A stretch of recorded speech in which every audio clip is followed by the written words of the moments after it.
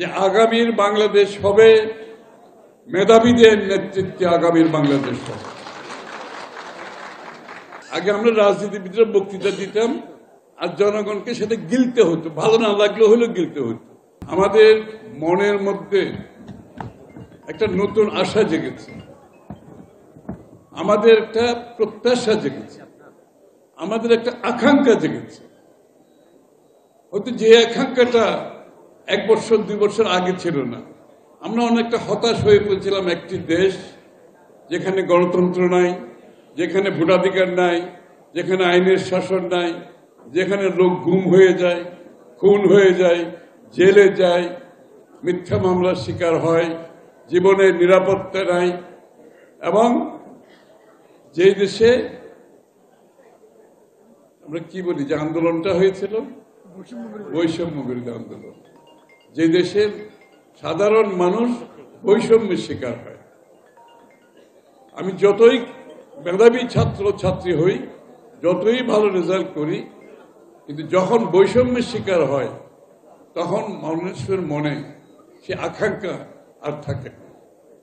তাই আজকের বাংলাদেশ একটি নতুন প্রেক্ষাপটে আমরা দাঁড়িয়ে আছি, এবং আমরা যারা রাজনীতি করি তাদেরকে চিন্তা করতে হবে, এই যে প্রত্যাশা, যে আকাঙ্ক্ষা, আকাশচুম্বী আকাঙ্ক্ষা জেগেছে, এটার প্রতিফলন অবশ্যই আগামী রাজনীতিতে থাকতে হবে। আমি শিক্ষার্থীদের বলতে চাই, শিক্ষার্থীদের মাদের বলতে চাই, বাপদের বলতে চাই, যে আগামীর বাংলাদেশ হবে মেধাবীদের নেতৃত্বে আগামীর বাংলাদেশ হবে।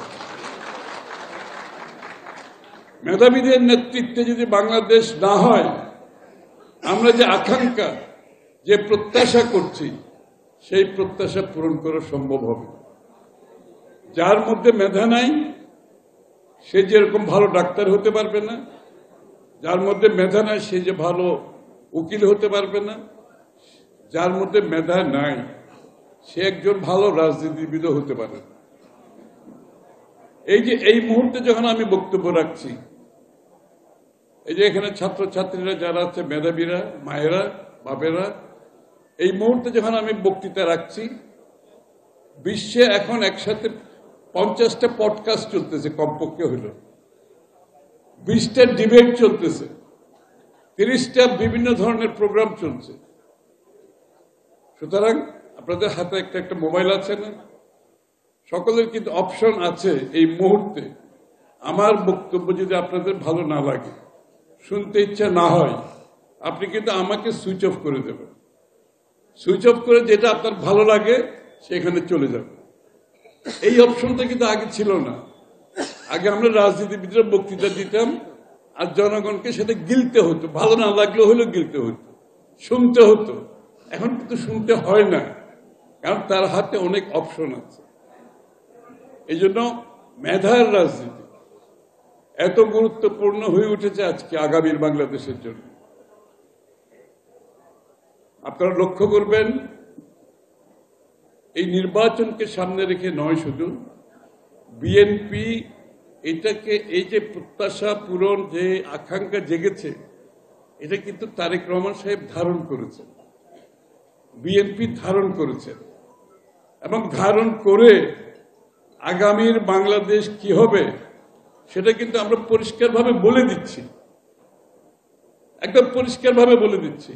আগামী দিনের লেখাপড়া কি হবে, পড়াশোনাটা কি হবে, শিক্ষা ব্যবস্থাটা কি হবে, শিক্ষক কারা হবে, শিক্ষকের প্রশিক্ষণ কি হবে, এবং নতুন যে ডিজিটাল টেকনোলজির পরিপ্রেক্ষিতে এটার আমাদের আগামী দিনের পড়াশোনায় কি প্রতিফলন ঘটবে, প্রতিটি স্কুলে আমরা কিভাবে চালাবো, প্রতিটি স্কুলের কারিকুলাম কি হবে,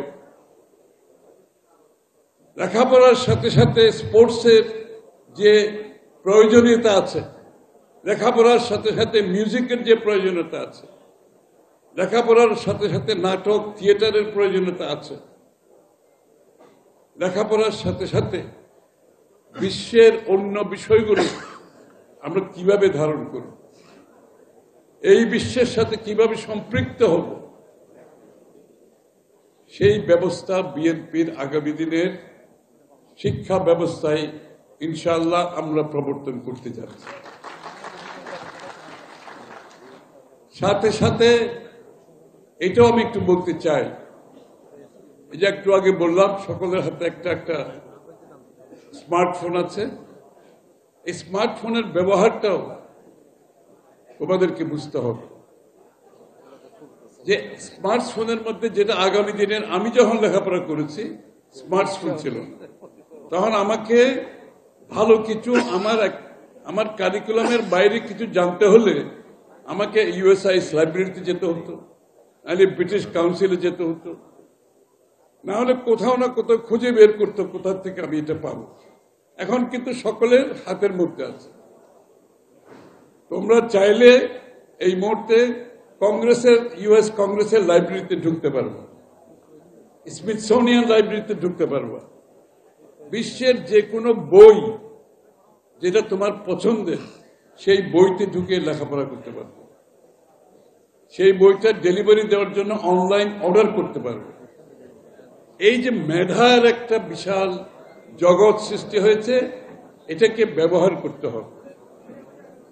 এটাকে যদি ব্যবহার করতে যারা বেশি পারবে তারা তত বেশি এগিয়ে যাবে।